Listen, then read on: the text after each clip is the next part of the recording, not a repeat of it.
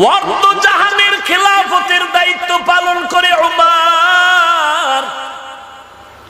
যেই ওমরের ধমনীতে কাঁপুনিতে ধমকে গোটা দেশ গরম, যেই ওমর 10 বছর অর্ধ জাহানের খলিফা, ইন্তেকাল হয়ে গেল। 10 বছর ইন্তেকালের পরে স্বপ্নযোগে কাউকে জিজ্ঞেস করা হলো, ওমর কবরের কি হালাত? ওমর বলে, এখনো হালাত শুরু হয় নাই। 10টা বছর যে দেশ চালাইলাম তার হিসাব মাত্র শেষ করলাম।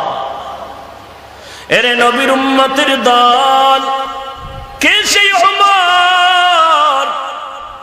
এক কথায় ঈমান আনার আগে তাকে বলা যাইতো পৃথিবীর শ্রেষ্ঠ একটা সন্ত্রাসী। কারণ বিশ্ব নবীর মাথা আনতে যায় বিশ্ব সন্ত্রাসী ছাড়া কেউ।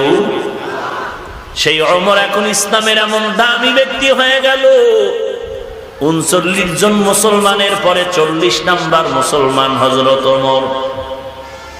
তরবারি নিয়ে বলে, পয়গম্বর, ইসলামের দাওয়াত আর গোপনে হবে না, ওপেনে হবে।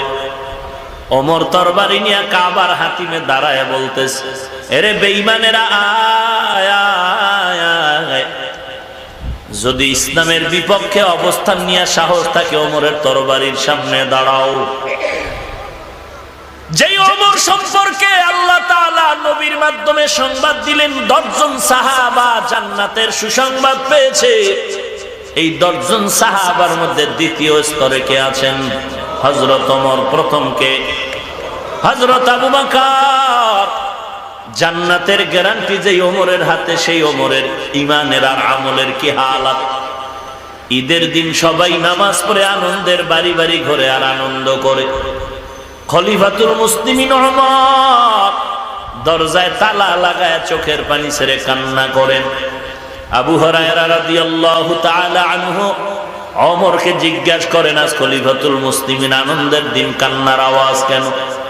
ওমর ডাক দিয়ে কয়, রে আবু হুরায়রা ভাই, আনন্দ ওই ব্যক্তি করবে যার মধ্যে কোনো পেরেশানি নেই, কোনো চিন্তা নাই।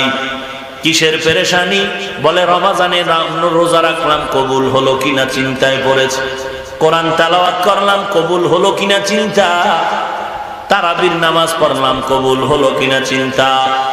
জাহান্নাম থেকে নাজাত পেলাম কিনা বড় চিন্তা। আবু হুরায়রা বলেন, খলিফাতুল মুসলিমিন, আল্লাহ তো 10 জন সাহাবায়ে কেরামের মধ্যে দ্বিতীয় স্তরে আপনি আছেন জান্নাতি।